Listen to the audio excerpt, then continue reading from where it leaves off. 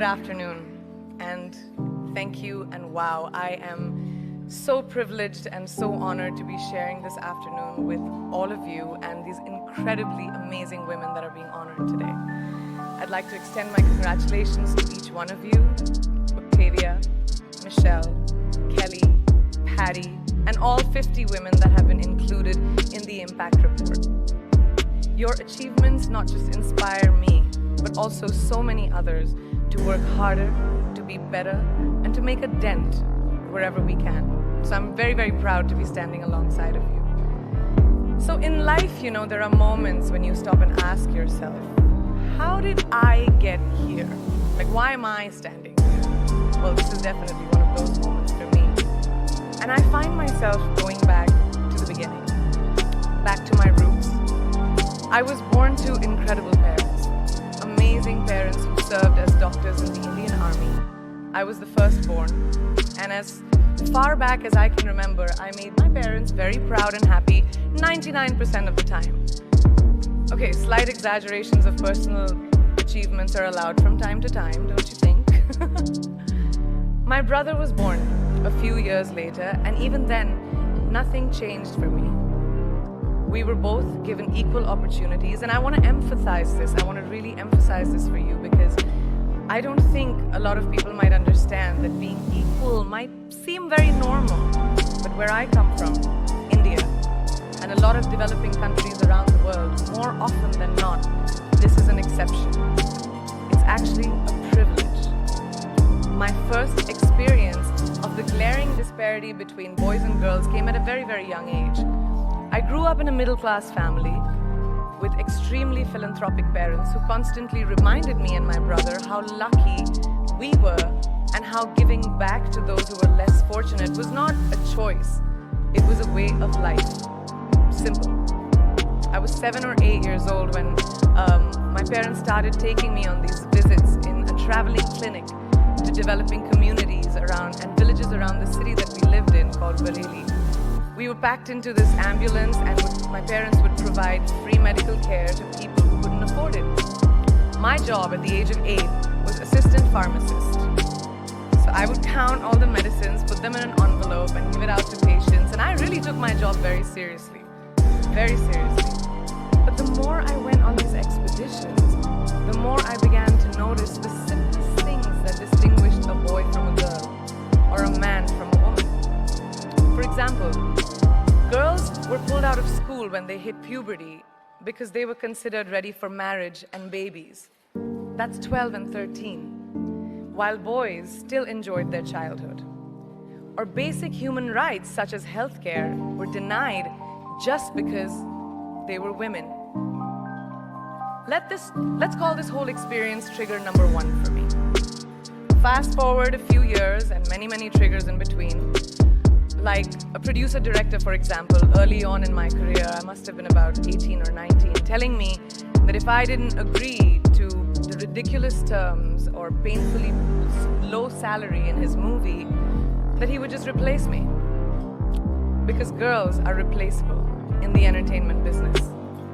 That was a memorable one. Made me decide to make myself irreplaceable.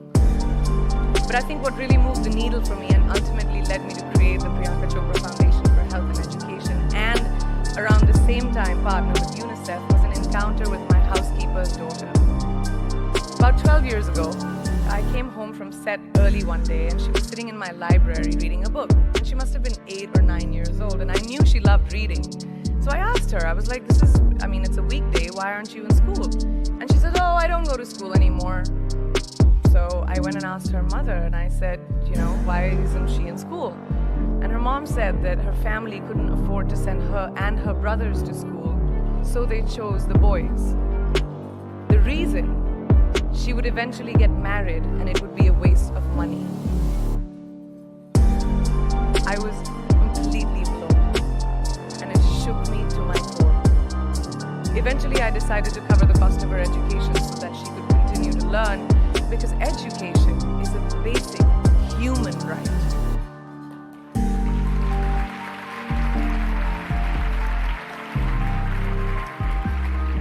And a huge necessity, especially today. From From that point on, I was determined to make a difference in as many children's lives as I could, in whatever big or small way that I could contribute. There's a really, really beautiful quote that I read recently, and I think it's absolutely appropriate to explain what I'm trying to say today. The hand that rocks the cradle, the procreator, the mother of tomorrow, a woman shapes the destiny of civilization. Such is the tragic irony of fate that a beautiful creation such as a girl child is today one of the gravest concerns facing humanity. Girls have the power to change the world. It is a fact, and yet today, girls are more likely than boys never to set foot in a classroom, despite of all the efforts and progress made over the last 2 decades. I'm just going to give you a stat, more than 15 million girls of primary school age will never learn how to read or write compared to 10 million boys. Primary school, it's the beginning of our future. Over the last 11 years, I have witnessed firsthand the incredible work that UNICEF does for children around the world, especially victims and survivors of child marriage, displacement, war, sexual violence. But there is still so much work to do. And for me, that is the fuel to my fire. The reason I'm so committed to this cause, and that is where my passion stems from, because I know that a girl's education not just empowers families, but communities and economies. A result of her education, we all do better. It's just as simple as that. As entertainers and influencers sitting in this room, I feel that it's our social responsibility to be a voice for the voiceless, which is why I applaud each and every woman in this room for being such a badass.